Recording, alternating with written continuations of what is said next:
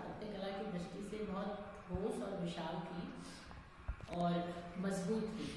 लेकिन उसके बाद जैसे हम शाहजहां के समय तक आते हैं तो जो स्थापत्य कला के अंदर एक मूलभूत परिवर्तन होता है और अकबर के समय जो लाल पत्थर का प्रयोग होता है वो बहुत कम होकर शाहजहां को जो है वो संगमरमर बहुत पसंद था।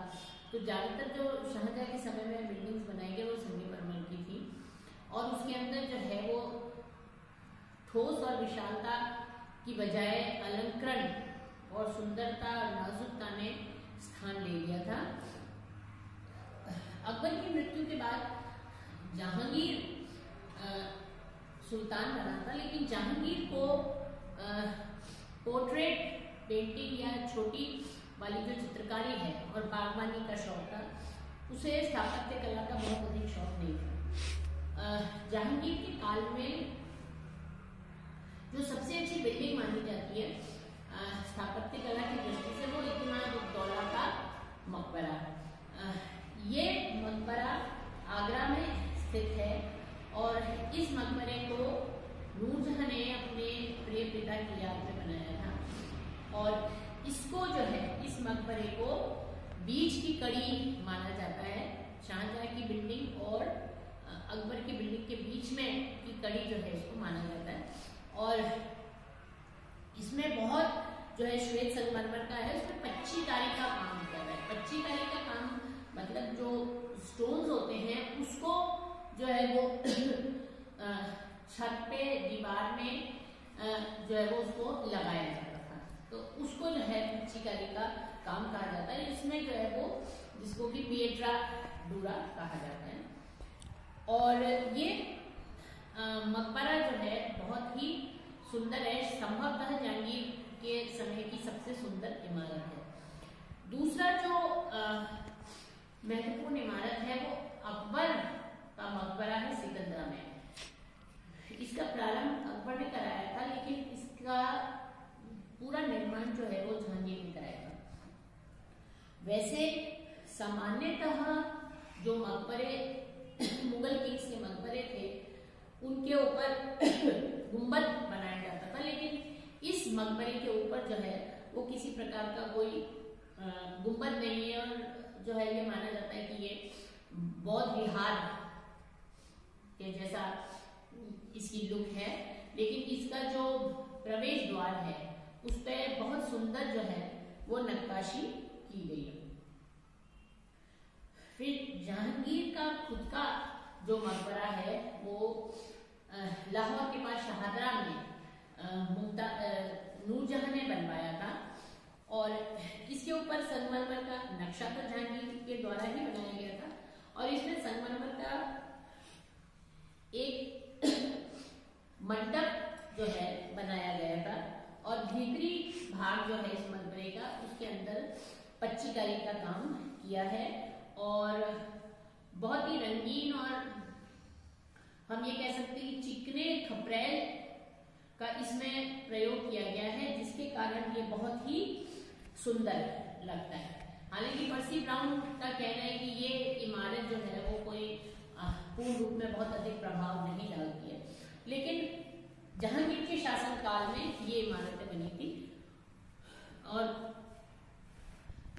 शाहजहां का जो पीरियड है वो स्थापत्य कला का स्वर्णिम काल कहा जाता है, क्योंकि शाहजहां को इमारतें बनाने का बहुत शौक था और उसने बहुत सारी जो है वो इमारतें बनाई और उसने जो है वो उसमें दोनों हम देखते हैं कि मुस्लिम शैली और हिंदू शैली दोनों को जो है वो उसका प्रभाव इसमें साफ जो है वो दिखाई देता था। इसके काल में शाहजहां के समय में लाल पत्थर जो है उसका प्रयोग कम हो गया और सफेद संगमरमर जो कि मकराना में जो है वो खूब असीम मात्रा में मिल रहा था उसका प्रयोग जो है वो शाहजहां ने किया, क्योंकि शाहजहां को सफेद संगमरमर जो है वो अत्यधिक पसंद था। शाहजहां ने दिल्ली के पास शाहजहांबाद में एक लाल किला बनवाया था, क्योंकि आज तक बहुत अच्छी स्थिति में है और ये जो है वो 31 फीट बाय 1650 फीट के घेरे में जो है ये बनाया गया है। किले की दीवार जो है वो ऊंची है, कंगूरेदार जो दीवार है उसके ऊपर कंगूरे बने हुए, कंगूरेदार दीवार है। और पश्चिमी जो इसका द्वार है वो मुख्य द्वार है। अच्छा, इसमें बहुत सारी बिल्डिंग्स बनी हुई है लाल किले में। इसके मध्य में एक विशाल दीवाने आम बना है।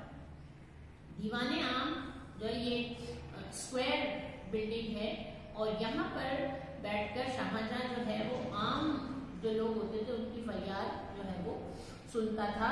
और ये जो है वो स्तंभ, दोहरे स्तंभ के ऊपर ये बिल्डिंग जो है वो टिकी हुई है और ये दांतेदार डाटों द्वारा बनाया गया है। और इस खंभों की जो खंभे बने हुए हैं वो उनकी कुल संख्या जो है वो 40 है। और इस दीवार के पीछे ताक है, उस ताक में शाहजहां का जो तख्तो ताउस जो है वो रखा हुआ है, या हम ये कह सकते हैं कि इसका जो है थ्रोन रखा हुआ था जिसपे कि जिसको बैठने के लिए जो है शाहजहां प्रयोग में लेता था।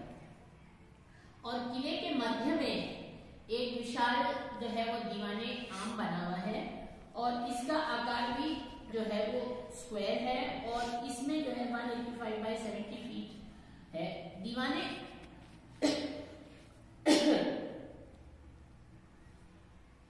दीवाने खास जो है इसका निर्माण एक निश्चित योजना के अनुसार किया गया था। और यहाँ पर शाहजहां अपने खास जो इसके दरबारी होते थे उसमें बैठकर जो है वो चर्चा किया करता था। और ये 90 फीट बाय 67 फीट का है और ये जो है वो इसमें दर मेहराबदार है। दीवाने खास जो है इसमें खूब सारी जो दरें बनी हुई, जो दीवारें हैं उनके उसके अंदर दरें बनी हुई थी। इससे ये होता था कि हवा जो है इसमें खूब आती जाती थी। और फर्श जो था वो संगमरमर का, सफेद संगमरमर का। तो ये जो है दीवाने खास बहुत ठंडा रहता था और इसमें जो है वो मेहराब स्वर्ण रंगों से सजे हुए होते थे और ये एक पंक्ति में बने हुए दिखाई देते थे। एक और महत्वपूर्ण बिल्डिंग इसमें रंग महल। रंग महल जो है ये 153 बाय 69 फीट का बना हुआ है और ये एक तरह से जो है वो शाही हरम होता था। और इसमें बीच में एक बड़ा कमरा है और उस बड़े कमरे के पास जो है वो छोटे छोटे कमरे बने हुए हैं।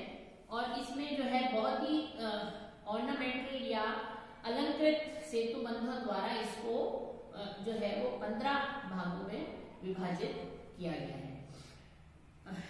इन बिल्डिंग्स में जैसे रंग महल है या दीवाने खास है, इसमें जड़ाऊ और नक्काशी और पच्चीकारी और सजावट का काम जो है वो बहुत उत्तम है। और इसकी जो है वो बनावटें लगभग एक जैसी, लेकिन इसके अंदर काम जो है वो बहुत सुंदर तरीके से किया गया है। और दीवारें तथा मेहराबों में सुंदर फूल जो है वो बनाए गए हैं। तो ये पच्चीकारी के काम से और पिएट्राडुरा के काम से जो है वो ये बिल्डिंग जो है अत्यधिक सुंदर लगती थी। और जब उस कांच के टुकड़ों की सजावट या पच्चीकारी का जो काम किया जाता था उस पर लाइट रोशनी पड़ती थी तो उसका प्रभाव जो है वो अत्यधिक सुंदर और चकाचौंध करने वाला होता था। फिर शाहजहां ने जो है वो आगरा के किले में बहुत सारी बिल्डिंग्स गिराकर पुनः बनवाई थी और उसमें भी उसने जो है वो लाल पत्थर की बिल्डिंग गिराकर संगमरमर की इमारतें बनाई थी, जिसमें दीवाने आम, दीवाने खास, शीश महल, खास महल, मुरम्मन बुर्ज, नगीना मस्जिद और मोती मस्जिद, इन सबको जो है वो मूलभूत इनके अंदर परिवर्तन किया गया। और जैसे दीवाने आम है वो 3 तरफ से खुला था और इसकी छत जो है वो दोहरे खंभों के ऊपर जो है वो टिकी हुई थी और इसमें दीवारों को काट काट कर उसमें रंगीन पत्थर या हीरे जवाहर जो है वो डाले गए थे। और दीवाने खास एक ऊंचे चबूतरे पर बना हुआ था और इसमें दो बड़े बड़े कमरे हैं जो कि एक संगमरमर की गलियारे से जोड़ा गया था। दोनों कमरों के बीच में संगमरमर का गलियारा बनाया गया था और उससे इसको जोड़ा गया। और खंभों और दीवारों पर बहुत सुंदर नक्काशी और पच्चीकारी का काम किया गया था और जगह जगह फूल पत्तियों से उनका जो है अलंकरण किया गया था। शीश महल को इसलिए शीश महल कहा जाता है कि इसमें कांच का, रंगीन कांच का जो है बहुत काम हुआ था। और खास महल जो है वो सम्राट का हरम था और इसमें दो सुंदर बुर्जियां हैं, उनमें जो है वो सुंदर फूलों की सजावट की गई है और नक्काशी जो है अत्यधिक सुंदर है। और इसमें जो है सामने मूल्यवान पत्थरों की जड़ाई का काम किया हुआ है दीवारों पर, जिसमें कि जो रियल प्रेशियस स्टोन्स होते थे उनको जो है वो दीवारों में खोद कर और उनको वहां पर फिक्स किया जाता था। और ये महल के सामने अंगूरी बाग है और इन बाग की तरफ जो है 3 बड़े बड़े हॉल हैं और ये भी गलियारे संगमरमर के बनाए गए हैं और बाग जो है उसके सामने फव्वारे भी लगाए गए हैं। अब शाह बुर्ज और मुरम्मम बुर्ज जो है ये एक सफेद संगमरमर का 4 मंजिला भवन है और इसकी 4थी मंजिल में बहुत सुंदर नक्काशी की गई है और इसके बीच में एक हौद बना हुआ है और वो जो है जो हौद का जो शेप दिया गया है वो एक रोज की तरह है, गुलाब की तरह है और वो बहुत ही सुंदर तरीके से जो है वो बनाया गया है। नगीना मस्जिद जो है वो शाही महिलाओं के लिए बनाई गई थी, तो ये साइज में छोटी है, बहुत बड़ी नहीं है, लेकिन सुंदरता में इसमें कोई कमी नहीं है।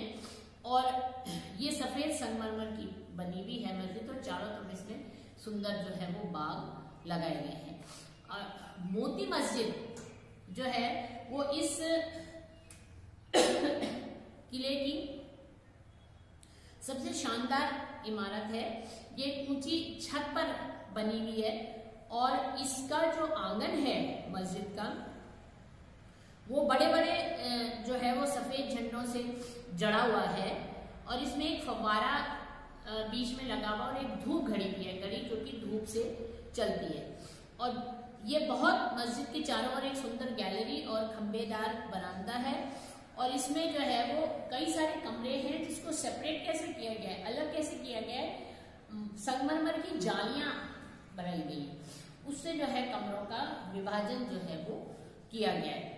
ये एक मोती मस्जिद इसलिए कहा जाता है कि ये इतना सुंदर सफेद संगमरमर का बना हुआ है कि इससे जो है वो चांदनी में जब इसको देखते हैं तो ऐसा लगता है कि ये कोई सफेद मोती रखा हुआ है, उस तरह से चमकता है, इसलिए इसका नाम जो है वो मोती मस्जिद रखा गया। फिर आगरा की जो जामा मस्जिद है उसका निर्माण 1648 में शाहजहां द्वारा किया गया था और इसकी 130 बाय 100 फीट इसकी साइज है और ये मीनारों के अभाव में ये कम जो है वो प्रभावशाली दिखाई देता है। फिर सबसे जो महत्वपूर्ण बिल्डिंग शाहजहां द्वारा बनाई गई है वो आगरा का ताजमहल है। ताजमहल शाहजहां ने अपनी प्रिय पत्नी मुमताज महल के लिए बनाया था और इसको दुनिया के 7 अजूबों में से एक माना जाता है और ये सफेद संगमरमर से बना हुआ है, अत्यधिक सुंदर जो है ताजमहल है और इसमें दोनों मुस्लिम और हिंदू कलाकारों का प्रयोग किया गया है। इसकी जो डिजाइनिंग है ये एक ईरानी उस्ताद ईसा द्वारा की गई है और ये जो है सर्वश्रेष्ठ इमारतों में से एक है और इसकी संभवतः जो है वो एक इतिमाद-उद-दौला के मकबरे से इसकी प्रेरणा ली गई है, ऐसा माना जाता है। और इसमें एक पूरी योजना के तहत इसको बनाया गया है। चारों कोनों में 4 जो है वो बड़े बड़े मेहराबदार संगमरमरी मंडप है।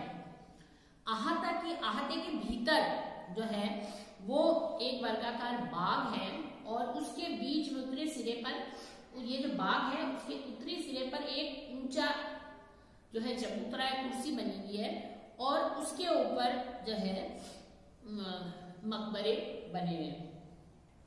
पूरा का पूरा ताजमहल बनावट में और कारीगरी में शुद्ध रूप से भारतीय है और इसमें जो है जो संगमरमर का प्रयोग किया गया है वो इतने, और मेहराब इसमें जो बने हुए हैं, जो जालीदार काम इसमें किया हुआ है वो इतना महीन और सुंदर और नाजुक है कि देखते ही बनता है। इसके अंदर भी पेट्राडूरा या पच्चीकारी का काम जो है प्रयोग में लिया गया है और बॉडी, और जो इसका मार्बल है वो इतना महीन और सफेद है कि जब उसके ऊपर सूरज की किरणें पड़ती हैं तो वो बदलता रहता है, मतलब उसके अंदर रंग जो है वो अलग अलग रंग आते थे सूर्य के घटने या बढ़ने से। तो इसको जो है देवतुल्य स्मारक है और इसमें बहुत सुंदर बाग बनाए गए हैं, फव्वारे लगाए गए हैं और ये एक ऐसी, हम ये कह सकते हैं कि ताजमहल एक सुल्तान के दिमाग में गढ़ी गई एक सुंदर रचना का रियलाइजेशन है।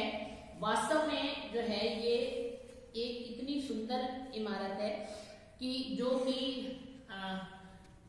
विश्व में दाम्पत्य प्रेम का प्रतीक जो है वो बन गई। शाहजहां ने और भी लाहौर, काबुल, अजमेर, कंधार, उसमें भी अनेक इमारतें बनवाई हैं और इसको जो है वो निर्माताओं का शहंशाह कहा जाता है क्योंकि शाहजहां के काल में बहुत सारी सुंदर इमारतें बनी, लेकिन शाहजहां के बाद जो है वो पतनोन्मुख हो गई मुगल स्थापत्य कला, क्योंकि औरंगजेब को बिल्डिंग बनाने का बिल्कुल भी शौक नहीं था। तो एक तरह से हम ये कह सकते हैं कि स्वर्णिम काल जो है वो शाहजहां का ही था और उसके बाद मुगल स्थापत्य कला का